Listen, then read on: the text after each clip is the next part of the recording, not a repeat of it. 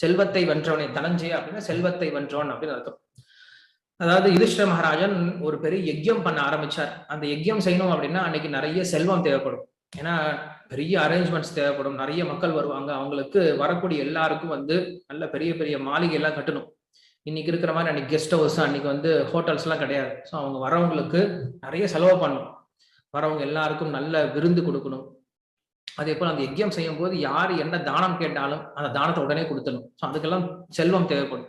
So அதனாலதான் அன்னைக்கு யஜ்யம் செய்யறதுக்கு அவ்வளவு நேரம் எடுத்துட்டது.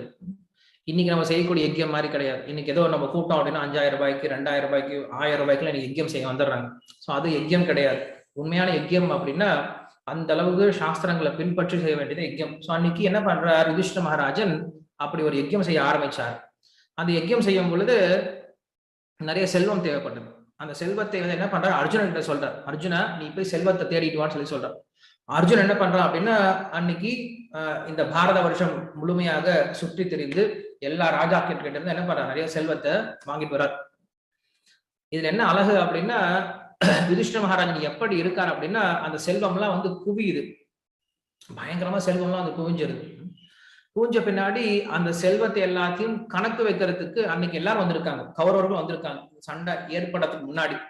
ஸோ அப்ப கௌரவர்களும் வந்திருக்காங்க, ஒவ்வொருத்தருக்கும் ஒவ்வொரு சேவை கொடுத்திருக்காரு. நீ இந்த சேவையை பார்த்துக்கோ, இந்த சேவை பார்த்து. பீமனுக்கு சமையல் அறை கொடுத்துட்டாரு, திரௌபதிக்கு எல்லாருக்கும் பரிமாறக்கூடிய சேவை கொடுத்துட்டாரு, அர்ஜுனனுக்கு வரக்கூடிய விருந்தினர்களை வரவேற்கக்கூடிய விஷயத்தை கொடுத்துட்டாரு. ஸோ இப்படி ஒவ்வொருத்தருக்கும் ஒவ்வொரு சேவை கொடுத்திருக்காரு. அதுல துரியோதனும் வரான், கர்ணனும் வரான். ஸோ கர்ணனுக்கு என்ன சேவை கொடுத்தாரு அப்படின்னா வரவங்க கிட்ட எல்லா தானத்தையும் வாங்கி அக்கௌண்ட்ஸ் வைக்கிறது, அது கர்ணனுக்கு வேலை. துரியோதனுக்கு என்ன சேவை அப்படின்னா யார் என்ன தானம் கேட்டாலும் உடனே எடுத்து கொடுத்துரும், அது துரியோதனுக்கு சேவை. கொஞ்சம் யோசிச்சு பாருங்க, உங்களுடைய எதிரி கிட்ட உங்களுடைய லாக்கர் சாவி கொடுப்பீங்களா? அவன் உங்களுடைய எதிரி கிட்ட உங்களுடைய லாக்கர் சாவி கொடுத்தா என்ன பண்ணுவாங்க?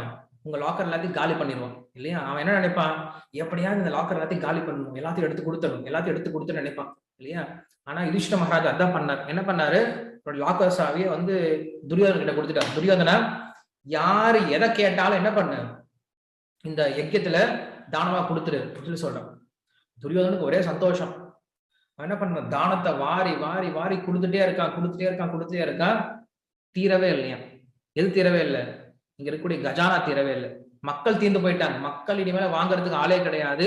ஆனா இங்க கஜானால இன்னும் செல்வம் இருந்துட்டு இருக்கு, அவ்வளவு செல்வம் வந்துச்சான் யுதிஷ்டிர மகாராஜனுக்கு. சோ அப்படி அர்ஜுனன் என்ன பண்ணா அவ்வளவு செல்வத்தை என்ன பண்ணா தேடிட்டு வந்தா. வரக்கூடிய மக்கள் என்ன பண்றாங்க, அர்ஜுனனுக்கு அவ்வளவு செல்வத்தை கொண்டு